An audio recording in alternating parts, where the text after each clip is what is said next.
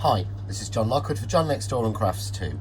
In this video I'll be showing you how we make the beautiful coloured die cuts. You can see here on the card that we've made on one of the other videos, you've got this beautiful antiqued look to the bezel on the bauble and also here on the ivy. And this is really simple to produce. So I'm using the bezel die, which comes with my bauble die, the round bauble die, and this is the ivy corner die. If you notice, both of these are solid and have debossed lines in them. To get this look, you must use a die that is a solid die. Just a simple outline with space will not colour. So all we do is, I'm using the Izink metal pigment ink pads, this time in gold, and all I'm going to do is ink the dies. A little bit messy to do, but I tend to do it on a piece of spare card, and I can use that piece of card then for cutting flowers or for making beautiful backgrounds. There's my bezel done, and I'm just going to now ink the die. So pressing my ink pad quite firmly onto this, as I want to transfer quite a lot of ink. Once I'm happy that it's got a lovely gold coating on there, I simply take the top plate of my die cutting machine, and I'm using the Omni Cut from Crafts 2, and place those on and add a piece of black card over the top. Then add the cutting plate from your machine and simply run that through your machine. While that's running through, I'll just show you a different option that you get by using different dies. So in this example, we've used the holly corner. I wish I could get things right. The holly corner done exactly the same with the gold ink. And then I've cut some of the scene dies and the bauble die using the gold ink, but this time onto a white card to give this beautiful gold iridescence, and when you lift you can see the beautiful scene that you've got. So a different option that we can do. I'm now going to take my plates out and we'll have a look at the resultant piece. So take this off, and well done. I've actually managed to drop one of the pieces, so we'll grab that in a second.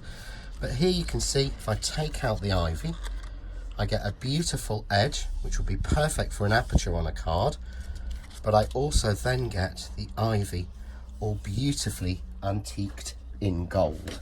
And you can see how it's gone onto every bit, but you still see all of the debossed lines.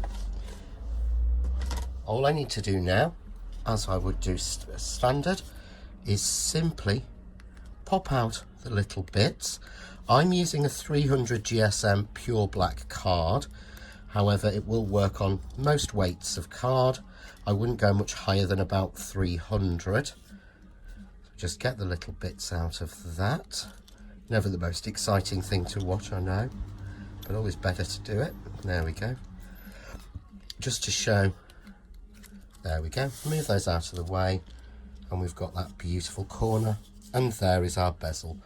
So all I would do then, I'd bring in the bauble cut again with my round bauble die set, give the bezel a little bit of a shape, turn it over, little bit of glue onto there, some of my craft artist going, and we'll just glue that into place.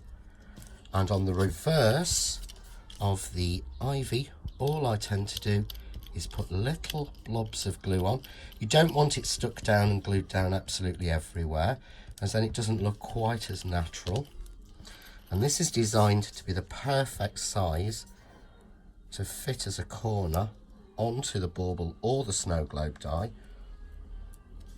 And there we have our beautiful, very quick antiqued piece. We can add to that. Here's a couple of pieces that I've made earlier using silver ink, so I could add the sentiment in. It's worked as well with the leaping stags that are in the bauble set. And these are including the bauble set. This is the medium size of stags, and they're done in silver.